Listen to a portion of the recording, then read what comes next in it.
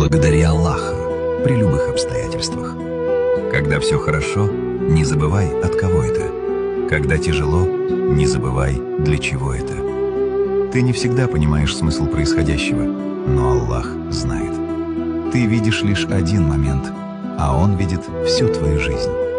Иногда Он закрывает перед тобой двери, за которыми, как тебе казалось, было счастье, а на самом деле там была бы твоя боль.